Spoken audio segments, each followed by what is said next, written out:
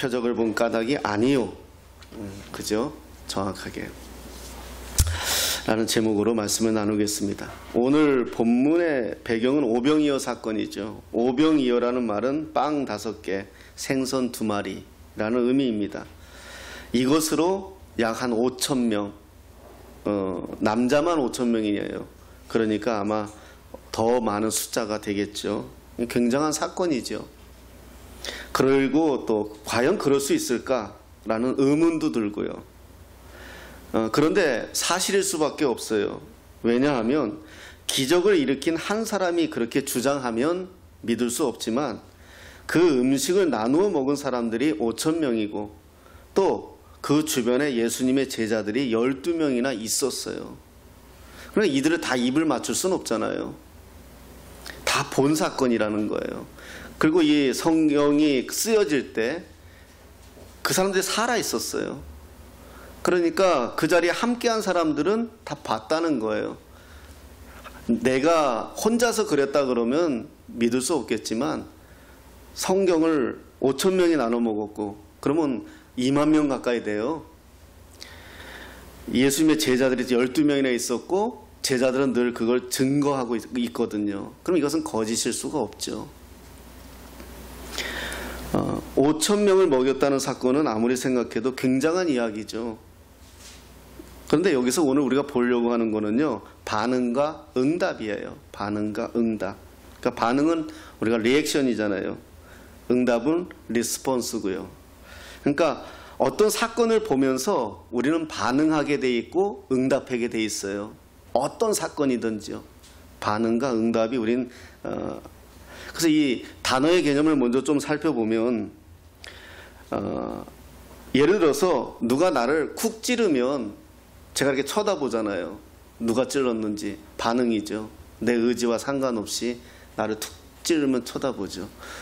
반응이죠. 응답은 뭐예요? 거기에 대한 내가 답이 나가는 거죠. 야, 왜 찔렀어? 왜 밟았어? 나가잖아요. 그러니까 우리 사건에 어떤 일을 경험하면 반응과 응답은 항상 따라와요. 그러면 오늘 이 말씀을 대하면서 이 성경을 보면서 우리는 어떤 반응을 하느냐, 어떤 응답을 하느냐, 그걸 말씀드리는 거예요. 그러니까 어떤 사람은 긍정적 반응이 있을 수 있고요. 어떤 사람은 부정적 반응이 있을 수 있다는 거예요. 이미 살아오면서 내가 가지고 있는 카테고리로 그것을 거부할 수 있고요. 받아들일 수 있다는 거예요. 예수님의 제자들은 그것을 받아들였고 그렇지 않은 사람들은 그것을 거절했죠. 그러니까 이것은 누구에게나 마찬가지예요. 우리가 자식들을 앉혀놓고 무슨 이야기를 하면 그 자식이 받아들일 수가 있고 안 받아들일 수가 있어요. 예. 자, 오늘 그러면 이 사건을 경험한 군중들의 반응은 어땠느냐 이거죠. 처음 반응은 단순히 반사적인 작용을 했어요. 그냥 반응을 했어요. 무슨 반응을 했어요? 이건 놀라운 사건이잖아요. 있을 수 없는 사건이잖아요. 오병이어로 어떻게 5,000명을 먹여요? 이건 기적이잖아요. 그러니까 이 사람들의 반응은 뭐였어요? 놀라웠겠죠. 응답은 뭐였어요? 왕으로 삼자.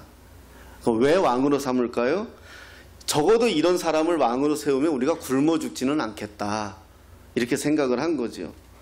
근데 이것이 당시에는 이스라엘이 2000년 전이잖아요. 지금부터요. 2000년 전이에요.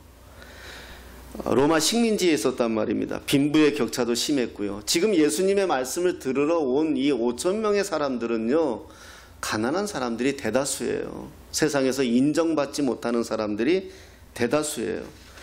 그러니까 이 사람들은 먹는 것에 대해서 누구보다도 중요하게 생각을 할 거예요. 제가 사역을 하러 부산도, 울산도, 서울도, 의정부도, 부천, 부평도 많이 다녔단 말이에요. 교회를. 다녔는데요. 제가 강남에서도 있었어요. 강남에서 역삼동이죠. 거기서도 부교육자 생활을 했단 말이에요. 제가 처음에 그 동네에 갈 때는요, 나는 강남 사람들은 신앙생활을 약간 좀 뺀질뺀질하게 할 줄 알았어요. 돈이 있는 사람들이니까요. 열심히 해요. 정말이에요. 사랑의 교회가 그렇게 세워진 게 돈 많아서 세워진 거 아니에요. 그 먼 데서도 새벽에 차 끌고 와서 예배 드리고요. 제가 제 이 고정관념이 깨졌어요. 가난한 사람들이 더 열심히 신앙생활할 것 같죠? 제가 좀 약간 어려운 동네에서도 부교사 생활을 해봤어요. 뺀질뺀질거려요. 가난한 동네에는 뭐가 많은지 아세요? 중국집이 많아요. 치킨집이 많아요. 그러니까 먹는 식당들이 많아요. 조금 어려운 동네 가면은요. 그런데 역삼동에는 뭐가 많은지 아세요? 학원이 많아요. 요가, 필라테스 뭐 이런 것들이 많아요. 배우는데. 그러니까 좀 부자 동네는 먹는 것에 꽂히지 않아요. 먹는 것에 대해서는 이미 거기는 선을 넘은 거죠. 근데 조금 어려운 동네는 돈만 생기면 먹으러 가요. 캐지나 칭칭나네 하는 거예요. 예. 왜냐? 그래서 나온 말이 있죠. 먹고 죽은 귀신은 때깔도 좋다고. 제가 절대 이것을 편협하게 보는 거 아니에요. 있는 사역의 현장에서 그대로 보는 거예요. 그러니까 지금 이 사람들은 배고픈 사람들이기 때문에 떡을, 빵을, 생선을 무한히 리필 받으면서, 공짜로 리필 받으면서 생각한 게 뭐죠? 이분을 왕으로 세우면 우린 적어도 먹고 사는데 지장이 없겠다. 신앙생활도 그렇게 해요. 예수님을 믿으면 내가 부자 되겠다. 예수님을 믿으면 내가 적어도 가난하진 않을 거다. 나쁘다는 거 아니에요. 예수님이 이분들을 절대 꾸짖지 않았어요. 오히려 가난한 자는 복이 있다고 얘기해 주셨어요. 왜? 지금부터 시작이니까. 네가 나를 경험할 거니까. 그렇게 다르더라고요. 이 반응과 그것은 달라요. 그래서 이스라엘 사람들에게 뭐가 있어서 꿈이 있는데 무슨 꿈이냐면 다윗 왕과 같은 왕이 메시아로 왔으면 좋겠는 거예요. 옛날의 영화를 다시 돌이켜 주었으면 좋겠는 거예요. 강력한 왕이 나타나서 로마를 물리치고 이스라엘을 강대국으로 만들어주기를 바라는 메시아 관이 있었어요. 그러니까 이제 예수님이 그런 분으로 보여진 거예요. 적어도 예수님은 우리를 굶어 죽이지는 않을 것이다. 이렇게 반응한 거죠. 그런데 예수님은 어떻게 했죠? 벌써 그들의 마음을 알고요. 헤아리고 지난 밤에 강을 건너갔어요. 떠난 거예요. 그러니까 이 사람들이 이제 아침에 왕으로 세우겠다고 몰려왔어요. 그런데 어떻게 하죠? 예수님이 떠났다는 거예요. 무리가 거기 예수도 안 계시고 제자들도 없음을 보고 곧 배들을 타고 예수를 찾으러 가버나움으로 가서 바다 건너편에서 만나 랍비여 어느 때에 여기 오셨나이까 질문해요. 그런 내용이 나와요, 성경에. 그러니까 예수님은 이들을 꿰뚫어 보고 비판하시죠. 비판하는데 뭐라고 비판하냐면 예수께서 대답하여 이르시되 내가 진실로 진실로 너희에게 이르노니 너희가 나를 찾는 것은 표적을 본 까닭이 아니요 떡을 먹고 배부른 까닭이다. 이렇게 말씀해 주세요. 그들의 무지함을 지적해 주는 대답이죠. 예수님께서 기적을 행하신 목적은 그들이 배고픔을 아셔서 채워주시기도 하는 거지만 그 자체가 목적이 아니었다는 거예요. 여러분, 우리가 살면서 예수님의 기적을 경험하고 살아요. 무한히 경험하고 살아요. 우리가 그것을 깨닫지 못해서 그렇죠. 그런데 예수님이 우리에게 그 기적을 베풀어 주는 것은 그 기적을 설명해 주고 싶은 것이 아니라 기적을 통한 어떤 메시지를 주고 싶은 거예요. 근데 우리가 그걸 잘 몰라요. 깨닫지 못하죠. 지금 너희들이 나를 찾는 것은 너희들이 떡을 먹고 배부린 까닭이야. 정말 표적을 보려고 하는 게 아니야. 이렇게 말하는 거예요, 예수님께서. 이 사람들이 아직도 왜 오병이의 기적을 맛보고 그 떡을 먹었는지 그 빵을 먹었는지 의미를 모른다는 거죠. 기적의 의미를 모른다는 거예요. 오늘도 우리가 이 사건을 통해서 생각을 해볼 때 우리도 먹고 살기 위해 기도하고 우리가 주시는 떡에만 감사하다면 오늘 똑같은 이 말씀을 예수님도 우리에게 해주실 거예요. 물론 우리가 예배하고 기도하는 것의 목적은 주님과의 소통이고 주님과의 관계예요. 하나님의 말씀을 듣고 배우는 것은 그분이 어떤 분이냐에 하는 것에 초점을 맞춘 것이죠. 오늘 나에게 어떤 말씀을 하실까 우리는 소망하고 예배당에 왔고 말씀을 듣고 있어요. 물론 우리가 살면서 가난에 대해, 형편에 대해, 병걸림에 대해 기도하고 소원을 기도할 수 있어요. 하지만 우선순위죠. 그것이 목적이 돼서 교회에 왔다면 내가 배부르기 위해서, 병을 낫기 위해서, 내가 어떤 환경을 돌파하기 위해서 교회를 찾는 것은 당연한데 하나님의 목적은, 원하심은 그 이상이라는 거죠. 사람과의 관계에서도 그렇지 않나요? 저 사람이 나에게 돈을 빌리기 위해서 막 친한 척하고 착한 척하고 맛있는 거 사주고 그러면 우리가 그걸 알면 그 사람이 어떻게 보이겠어요? 이중적으로 보이지 않을까요? 좋은 관계가 아니잖아요. 목적이 잘못됐잖아요. 이번에 신학교에서 강의하는데 한 분이 저에게 질문하더라고요. 기복주의에 대해서 질문을 해서 하나님 앞에 현재 살기가 어려워서 복을 구하는 것이 기복주의 아닙니까? 라고 묻더라고요. 저는 아니라 그랬어요. 그건 기복주의 아니에요. 저도 가난할 때, 저도 배고플 때 하나님 앞에 도와달라고 기도해요. 그게 왜 기복주의예요? 그건 아들이 부모에게 할 수 있는 요청이에요. 당연한 거예요. 아프면 아프다 하세요. 배고프면 배고프다 하세요. 그러나 그게 목적이 돼서는 안 된다는 거예요. 그것을 위해서 하나님을 믿으면 그게 기복주의고, 그거는 내가 하나님을 믿으면서 하나님을 잘 알면서 그러나 내 삶에 필요한 것을 요청하는 것은 기복주의가 아니라는 거예요. 예. 병 걸리면 하나님 앞에 병을 고쳐달라고 부탁하는 것이 당연한 거죠. 기도하는 것이. 그러나 병이 낫기 위해서 교회에 온다면 그건 아직 하나님을 잘 모른다고 이야기해 드리는 거예요. 사람과의 관계도, 하나님의 관계도 마찬가지. 26절에 뭐라고 말씀하시냐면 오늘 보았죠? 진실로 진실로 너희에게 이르노니 너희가 나를 찾는 것은 표적을 본 까닭이 아니요 떡을 먹고 배부른 까닭이다. 이렇게 말씀하는 거예요.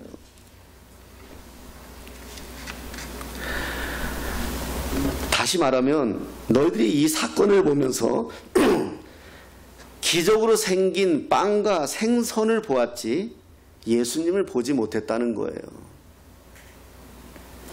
이 말이 저는 굉장히 깊고 오묘한 말씀이에요. 가끔 사람들은 예수를 믿는 동기가 기도로서 병이 나았기 때문이라고 말하기도 해요. 좋은 이야기예요. 하지만 병에서 나은 것도 중요하지만 그 병을 낫게 한 예수님이 누구냐에 더 관심을 가지라는 거예요.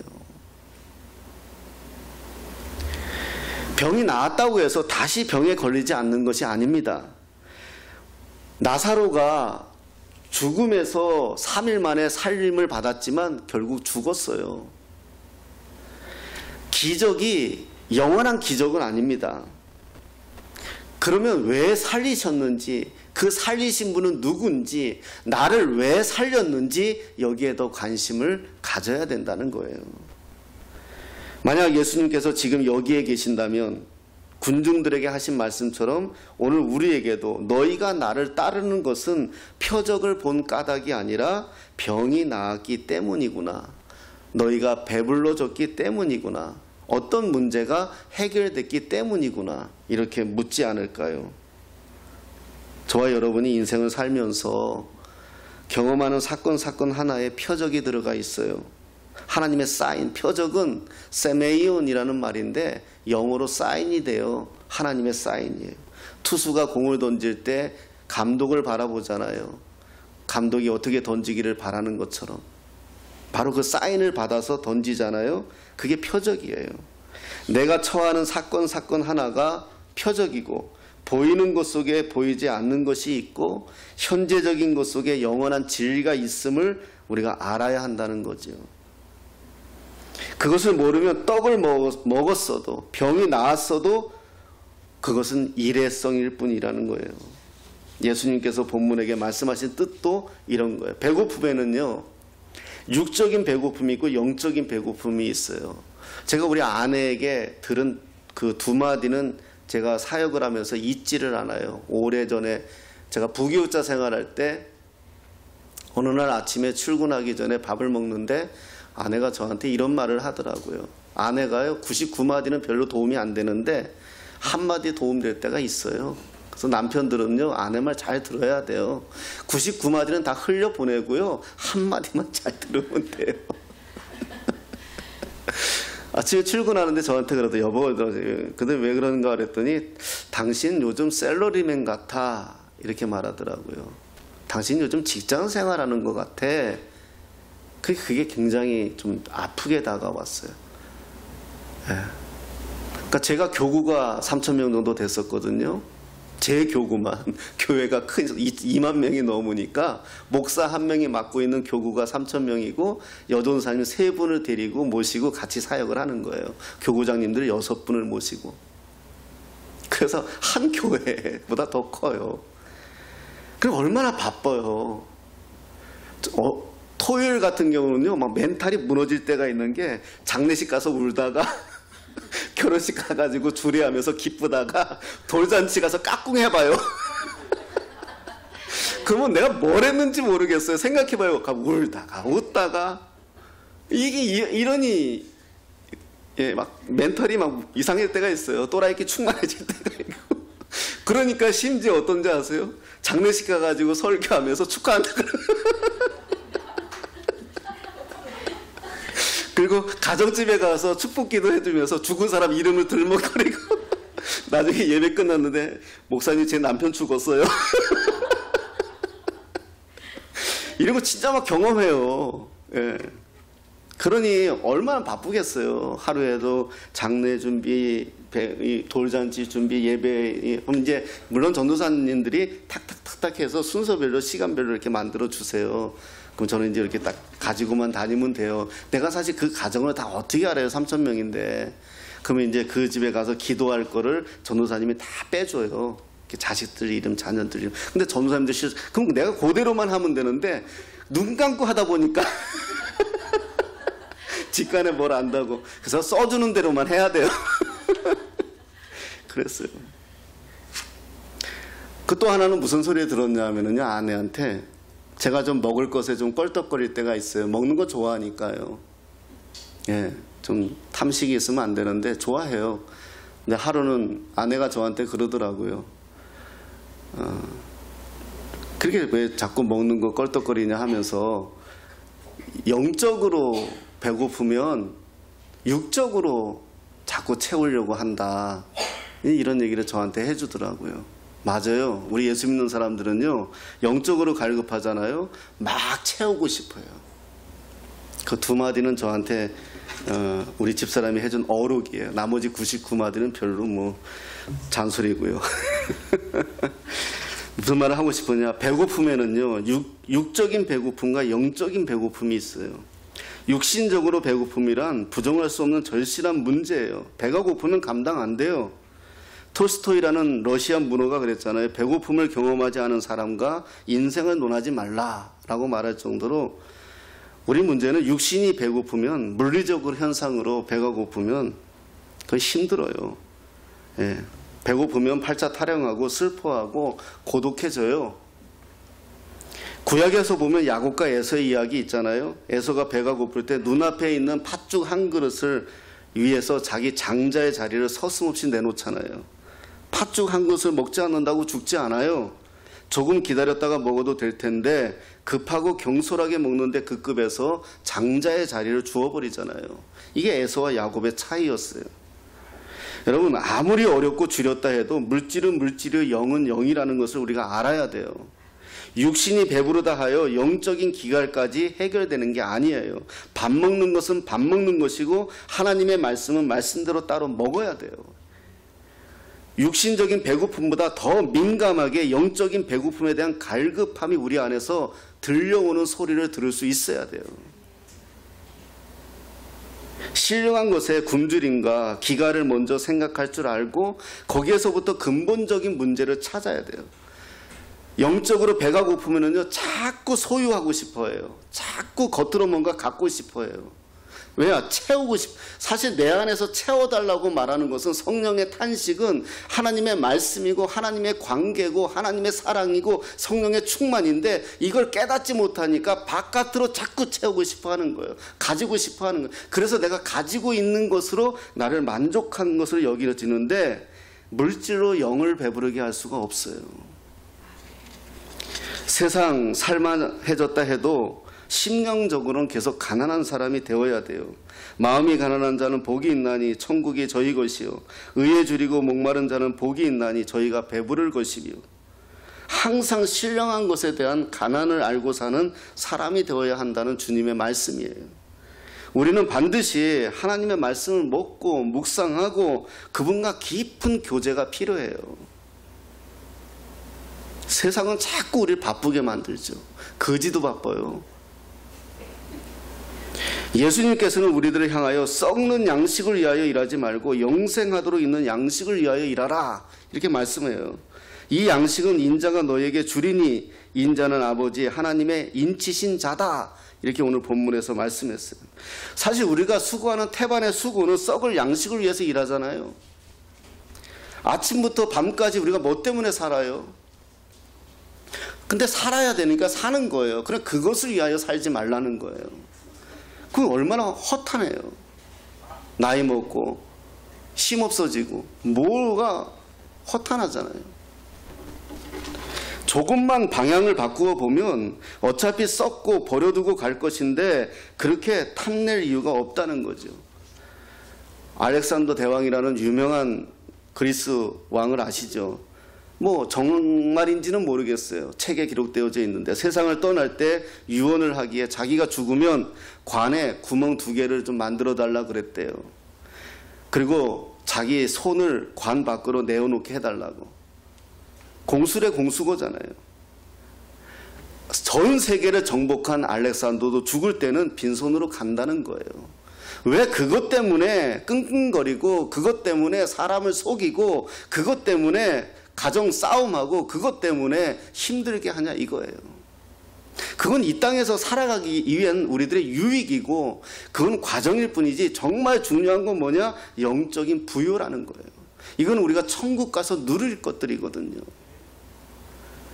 드디어 이스라엘 사람들이 예수님의 말씀을 이해하죠. 예수님께 질문합니다. 어떻게 하여야 하나님의 일을 합니까? 이렇게 질문을 해요. 이 말씀을 듣고요, 물론 정확하게 예수님의 말씀의 의미를 깨달은 건 아니죠. 인간이 무엇을 한다고 하나님의 기쁨이 되지 않아요. 이 말은 자기 공로가 들어가 있잖아요. 내가 이걸 하면 하나님이 기뻐할 거야. 하나님은 거기에 만족하시는 분이 아니에요. 당시의 종교 지도자들은, 바리새인들과 제사장들, 유대인들은 자기들만이 거창하게 하나님의 일을 한다고 야단 폈어요. 그러나 그것이 하나님의 일이 아니라는 거죠. 목사나 전도사가 되어야만 하나님의 일을 한다고 생각하면 안 돼요. 그건 아니에요. 성경은 뭐라고 말씀하십니까? 29절에 이렇게 말씀하십니다. 예수께서 대답하여 이르시되 하나님께서 보내신 일을 믿는 것이 하나님의 일이다. 여러분이 가장 큰 일은요, 하나님의 일은 예수 잘 믿는 거예요. 하나님 우리에게 더 바라지, 우리가 부모가 자식들에게 바라 똑같잖아요. 부모가 자식들에게 바라는 게 뭐겠어요? 잘 사는 거잖아요. 하나님이 우리에게 바라는 거는요, 믿음 생활 잘하는 것 뿐이에요. 하나님에게 뭘 하려고 하지 마세요. 그 순간부터 그게 힘이 되고 노동이 되고 봉사가 되는 거예요. 그냥 잘 믿으니까 내가 자발적으로 하고 싶은 거죠. 해야 된다면 그게 얼마나 힘들겠어요. 그건 종교지요.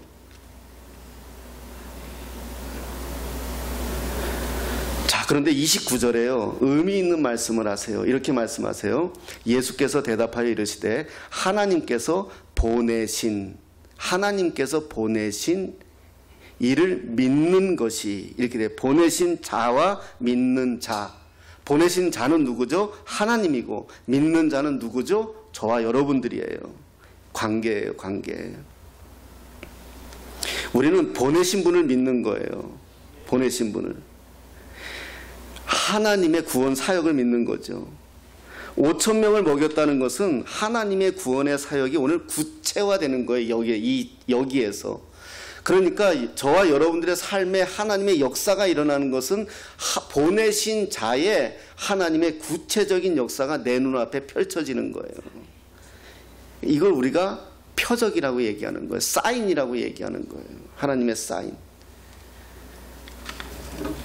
그래서 우리는요, 루터가 무슨 말을 했냐면 신앙이란 구체적인 생활 속에서 하나님과의 관계다 이렇게 말해요. 신앙생활은 하나님과의 관계예요. 우리가 신앙생활하면서 어떻게 신앙생활하는지 잘 모르겠다 묻는 분들이 있잖아요. 그건 딱 이렇게 생각하면 돼요. 부부가 살면서 서로 관계하지 않고 서로 대면하는 관계, 그 신앙생활이냐? 그냥 서로 함께하면 이런 얘기 저런 얘기 오늘 있었던 얘기 함께한 이야기 이런 얘기를 하고 있는 부부냐? 이거 생각해 보면 돼요. 내가 오늘 집에 가서 남편하고 대면하면 하고 싶은 얘기 별로 없잖아요. 짜증만 나죠. 하나님과의 관계도 마찬가지라는 거예요. 하나님과 늘 달콤한 대화 속에 늘 함께하는 그 관계 속에서 내 삶에 펼쳐지는 내용이 하나님이 하셨군요 라는 고백이 나오는 거죠. 이게 안 되니까 당신이 오늘 맛있는 밥상을 차려주었구나. 이 밥상은 누구의 표적이에요? 아내의 표적이잖아요. 나는 그 밥을 먹으면서 뭘 느껴요? 아내의 사랑을 느끼잖아요. 그 관계예요. 하나님을 믿고 하나님의 지혜를 믿고 하나님의 능력을 믿으면 지금 내가 사는 생활 전부가 하나님의 은혜라는 것을 우리가 고백하는 게 뭐다? 응답이죠. 응답. 좀 더 구체적으로 말하면 하나님의 일은 뭐냐? 보내신 자, 하나님의 구속의 현재성을 믿는 것이다. 이 하나님의 구원의 역사가 오늘 내게 여기서 구체적으로 나타나고 있다라는 것을 믿는 것이 하나님의 일이다. 32절 33절 우리 한번 보겠습니다. 같이 한번 읽어볼까요? 마지막으로 32절 33절 시작. 예수께서 이르시되 내가 진실로 너희에게 이르노니 모세가 너희에게 하늘로부터 떡을 준 것이 아니라 내 아버지께서 너희에게 하늘로부터 참떡을 주시나니 하나님의 떡은 하늘에서 내려 세상에 생명을 주는 것이니라. 아멘.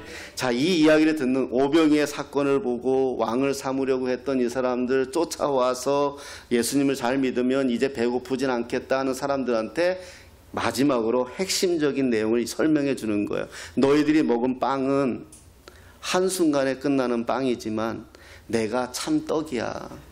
너희들이 나를 먹으면 너희는 영생을 하고 영원히 배고프지 않을 거야. 이렇게 말씀해 주는 거예요. 이게 오병이어의 표적의 의미라는 거예요. 35절에 이런 말씀을 합니다. 같이 한번 읽어보겠습니다. 35절입니다. 시작. 예수께서 이르시되 나는 생명의 떡이니 내게 오는 자는 결코 줄이지 아니할 터요 나를 믿는 자는 영원히 목마르지 아니하리라. 아멘. 예. 예수를 믿는 것은 이 땅에 빵을 먹기 위함이 아니라 영원한 양식 예수님을 믿기 위함이다. 오병이어를 경험한 사람들 중에 배고픔을 면한 사람도 있지만 그 중에 영원한 배부름을 경험하는 사람도 있다는 거예요. 하나님이 말씀하십니다. 40절에 이렇게 말씀하십니다. 내 아버지의 뜻은 아들을 보고 믿는 자마다 영생을 얻는 이것이니 마지막 날에 내가 이를 다시 살리리라. 예수님을 먹는다는 표현이 좀 그래요. 근데 예수님이 그렇게 우리에게 표현해 주시는 거예요. 우리가 성찬하는 것처럼. 우리가 예수님을 믿으면 어떻게 하시겠다? 하나님의 약속이에요. 다시 살리겠다. 여러분, 우리가 죽어도요 다시 산다는 믿음이 이 성경에 기록되어져 있는 거예요. 저는 이걸 믿고 사는 거예요. 사단이 우리에게 가장 강력한 무기는 죽음이잖아요. 끝인 것처럼. 그러나 성경은 그것이 끝이 아니라고 가르치는 거고 다시 영생하는 거죠. 결론을 말씀드리겠습니다. 예수님이 표적입니다. 저와 여러분들의 삶에 예수님이 표적이에요. 예수님으로 인해 우리는 예수님을 먹음으로, 예수님의 말씀을 우리가 먹음으로 우리에게는 영생이라는 예수님이 이 땅을 바라보시면서 안타까이 우리에게 말씀하시는 것은 영원한 것을 위하여 살라는 거예요. 썩어 없어질 것을 가지고 끙끙거리고 그것 때문에 잠 못 자고 그것 때문에 스트레스 받고 힘들고 그래요. 살아가는 자체가 맞아요. 그럴 수밖에 없어요. 그러나 그 가운데서도 우리 예수 믿는 사람들은 의지할 리가 있잖아요. 예수. 영원한 우리의 인생을 책임져 주시는 예수. 그분에게 맡기는 거예요. 수고하고 무거운 짐진 자들아 다 내게로 오라고 했잖아요. 신앙이 좋다는 것은 내가 굳세게 사는 것이 아니라 나의 연약함을 주님께 맡기는 거예요. 잘 맡기세요. 뭘 우리가 얼마나 할 수 있겠어요. 우리 꿈꾸는 교회 성도들, 이 말씀을 듣는 모든 그리스도인들은 이제 이 땅의 빵이 아닌 하늘 양식, 바로 예수님으로 영생하시기를 예수님의 이름으로 축복합니다.